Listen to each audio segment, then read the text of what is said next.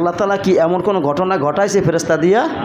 কিন্তু আল্লাহ রাব্বুল আলামিন জিহাদের ময়দানে দিন প্রতিষ্ঠা করার জন্য যে সাহাবীরা লড়াই করেছে তাদেরকে সাহায্য করার জন্য আল্লাহ রাব্বুল আলামিন আসমান থেকে রহমতি ফেরেশতা প্রেরণ করেছিলেন, করেন নাই? এখনও যদি আমি যদি সেই রকমের দিন প্রতিষ্ঠা করার জন্য, ইসলামকে বিজয় করার জন্য, আল্লাহর হুকুম আইন এটা কায়েম করার জন্য, এই আল্লাহ তাআলার কোরআন অনুযায়ী রাষ্ট্র পরিচালনা করা হবে, এমনটা যদি আমাদের ইচ্ছা আকাঙ্ক্ষা থাকে, আমরা যদি সবাই ঐক্যবদ্ধ হয়ে যদি এই কাজগুলো করি, ইনশাআল্লাহ টুডে অর টুমোরো বাংলাদেশ না বিশ্বের ভিতরে কোরআন আইন দিয়ে কাজ চলবে ইনশাআল্লাহ। কোরআনের আইন দিয়ে যদি রাষ্ট্র পরিচালনা করা হয় তাহলে তো মদ চলবে না, জুয়া চলবে না, গাঁজা চলবে না, ইয়াবা চলবে না, আফিং চলবে না। চলবে কি না? চলবে।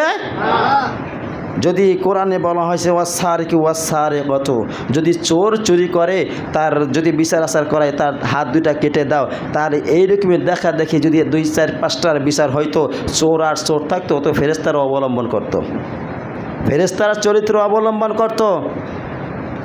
যদি জেনাকার জেনা করতে আসে প্রকাশ্যে এরকমের যদি ধরা পড়তো, আর যদি মাঠের ভিতর যদি সমস্ত যুবক চারোপাশে দাঁড় করাইয়া হাতে যদি পাথর দিত, বক্ষ পর্যন্ত গেড়ে তার উপর দিয়ে পাথর নিক্ষেপ করে হত্যা করা হতো, তাহলে জেনাকার বাড়তো না কমতো?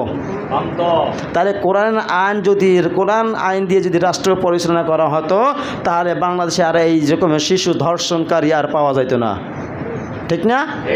এই কিছুদিন আগে একটা 8 বছরের একটা শিশুকে ধর্ষণ করেছিল না, করছে না? তাহলে এই রকমের শিশু ধর্ষণকারী কেন বেড়ে গেল? আর এইরকমের যদি ধর্ষণকারী ধৈর্য যদি জনগণ, এখন তো ঠিক আছে জনগণ একটা কাজ করতেছে, ধৈর্য একবারে ডেট ওভার করাই দেয়, ওদেরকে ধন্যবাদ দেওয়া দরকার, ঠিক না? ধর্ষণকারী পাইছে মারে ফেলাবে, কোনো কথা নাই। পৃথিবীতে যত বড় অন্যায় কাজ করুক তার জেল হইতে পারে, তার যে কোনো একটা সাজা হইতে পারে, কিন্তু কোনো জেনাকারী যদি ধরা পড়ে বিবাহিত, তার পৃথিবীতে বেঁচে থাকার কোনো অধিকার নাই। আবার কোনো জায়গায় আছে 100 পূরণ করে, সেঞ্চুরি করে, জেনাকারী আবার সেটা উৎসব করছে। বাংলাদেশে ঘটনা হয়েছে না এরকমের? শুনছি এরকম ঘটনা। কি বেলাহাজ্জা, নির্লজ্জ, আকাম কুকাম কইরা তারপর আবার বুক ফুলাই বলে সেঞ্চুরি করেছে, এই জন্য আবার উৎসব করলো। এটা যদি ওই কোরআন থেকে যদি বাংলাদেশ রাষ্ট্র পরিচালনা করা হয়তো, ওর পৃথিবীতে বেঁচে থাকার কোনো অধিকার ছিল? এখন তো আছে, থাকবে।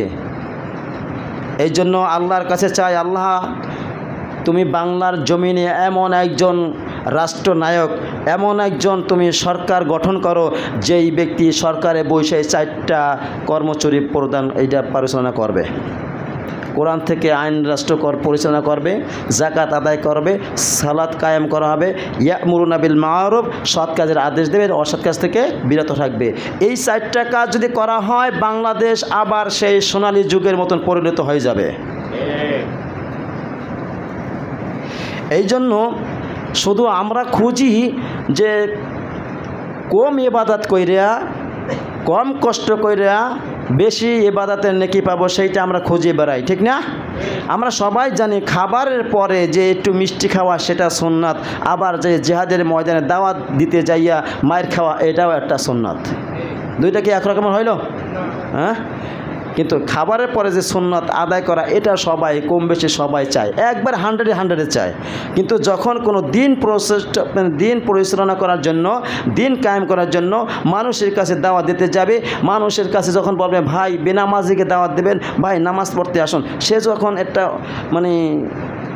উস্কানিমূলক কথা বলবে তখন আর ওই ব্যক্তির কাছে আর তিনি আর দাওয়াত দিতে যান না।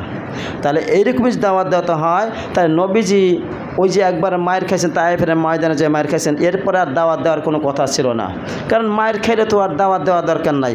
নবীজি এইটা শিখাই গেছেন, তোমার উপরে অনেক রকমের অত্যাচার আসবে, অনেক রকমের তোমার উপরে ঝামেলা আসবে, জুলুম আসবে, তারপরে তোমরা দিন প্রতিষ্ঠা করার জন্য এগিয়ে যাও। নবী করিম সাল্লাল্লাহু আলাইহি সাল্লাম বলছেন, তোমরা পিওর খাঁটি মুসলমান যারা তাদের সাথে ঐক্যবদ্ধ হও, দলভুক্ত হও। সাহাবায়ে আজমাই কেরাম প্রশ্ন করলেন, ইয়া রাসূলুল্লাহ, সঠিক ইমাম, সঠিক দল মুসলমান এটা যদি আমি না পাই তাহলে কি করব? নবী করিম সাল্লাল্লাহু আলাইহি সাল্লাম বলেছেন, তুমি জঙ্গলে চলে যাবা, জঙ্গলে গিয়ে প্রয়োজন হয় গাছের